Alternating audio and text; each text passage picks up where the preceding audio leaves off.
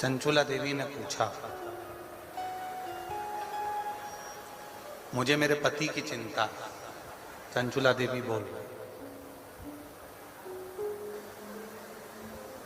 तो तुमरुका जी ने पूछा कि तुम्हें तुम्हारे पति की क्या चिंता है? तो कहा कि मेरा पति प्रेत योनि में पड़ा हुआ और मेरा पति प्रेत योनि में पड़ा है और वो प्रेत योनि से बाहर नहीं निकला, तो उसकी चिंता तो मुझे है। जो प्रेत योनि में पड़ा हुआ है, प्रेत योनि से बाहर नहीं निकल रहा, उसकी चिंता तो मुझे व्यापे। तो तुमरुका जी ने कहा कि यदि तुम्हें चिंता है कि तुम्हारा पति प्रेत योनि में है, तो तुम क्या कर सकते हो उसके लिए? तुम उसके लिए करोगे क्या?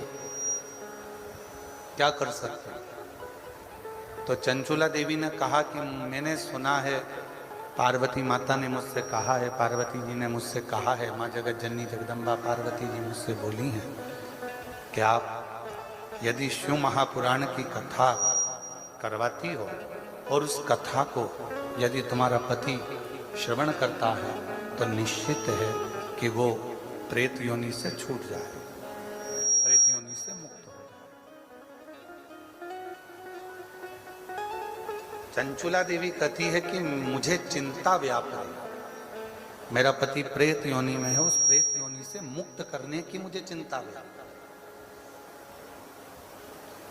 संसार सागर में ऐसे ना जाने कितने हैं जो केवल एक चिंता के घेरे में घिरे हुए। पर शिव महापुराण की कथा कहती है, भगवान शंकर का चरित्र कहता है, शिव तत्व कहता है, शिव पुराण कहती है कि चिंता को छोड़कर तुम्हारे बस में जितना है कम से कम उतना तो करो। जब तुम्हारे बस में जितना होगा उतना भी तुम करोगे तो तुम्हारी चिंता धीरे धीरे मिटना प्रारंभ हो जाएगी और शिव की कृपा।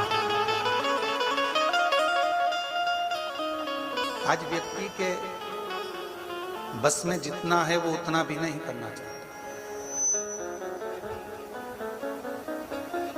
कई लोग ऐसे भी हैं संसार सागर में जो ये विचार करते रखते हैं कि जो करेगा वो ईश्वर करेगा, मुझे कुछ करना ही नहीं।